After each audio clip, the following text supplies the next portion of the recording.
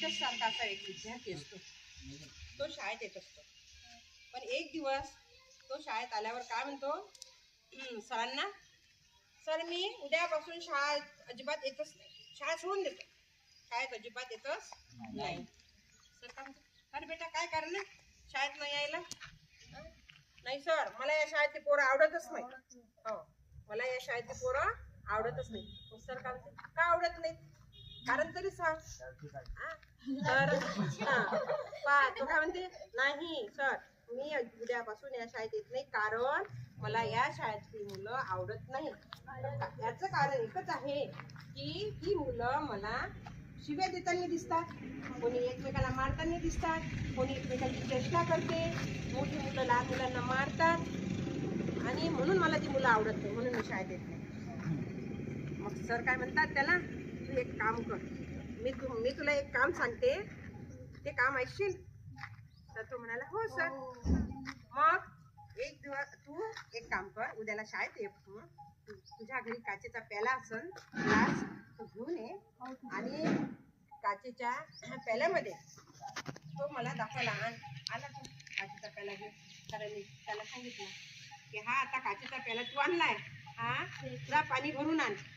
पण पाणी किती भरून आण, त्यात अर्ध्यापेक्षा जास्त पाणी भरून आण. आणि ते पाणी भरून आणल्यावर त्या संपूर्ण मैदानाला 3 फेऱ्या तुला त्या हातात प्याला घेऊन मारायच्या आहेत. पण कशा, प्याला मधला एकही थेंब बाहेर सांडता नाही. गेला, मारल्या त्याने 3 फेऱ्या मारायला सुरुवात केली, मारल्या, आला सरांच्या जवळ, सर माझा एकही थेंब प्याला मधला चालला नाही. मग सरांनी त्याला विचारलं, अरे जेव्हा तू फेऱ्या मारत होता मैदानाला, तेव्हा तुला बडबड करणारी मुलं दिसली का? तो म्हणाला नाही. शिवी देताना मुलं दिसली का? तर म्हणाला नाही. एकमेकाला मारताना दिसली का? तर नाही, मला काहीच दिसलं नाही. मग सरांनी काय सांगितलं, अरे तुला काहीच दिसलं नाही, मग तुझं लक्ष कुठं होतं?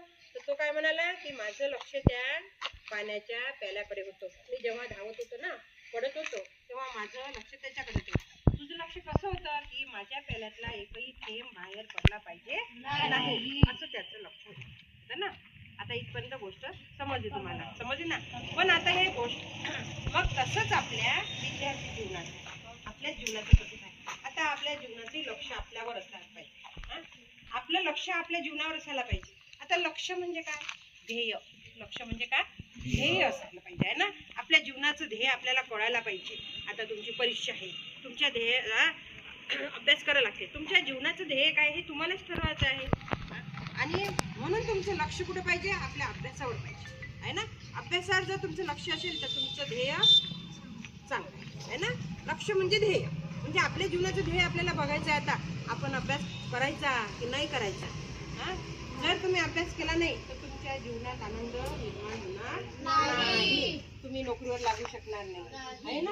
म्हणून तुम्हाला एकच लक्ष ठेवायचं आहे, आपल्या जीवनाचं फक्त ध्येय बघायचं आहे, तर काय करायचं. आणि आपलं जर लक्ष अभ्यासात असला तर कोणता मुलगा आपल्याला किती काही काय करते, गोटे फेकते, मारते, डिवसते, त्याच्या इकडे आपलं लक्ष जाते का? नाही जात. आणि जे कोण गोटे मारते, कुचक काचक करतात, आहे ना, ते लोक कसे असतात, ते मुलं कसे असतात, त्यांना अभ्यासाचं काही गेलं गेलं नसतं. पण एक दिवस त्यांना घरी राहावंच लागते, कारण हे पोरं यशस्वी होत असतात. ते दिवसणारी पोरं यशस्वी होतात का? नाही, अभ्यासूच पोरं यशस्वी होत असतात जीवनात. समजली गोष्ट? तर मग गोष्टीचं नाव काय होतं? लक्ष. Very good. चला स्टॉप कर.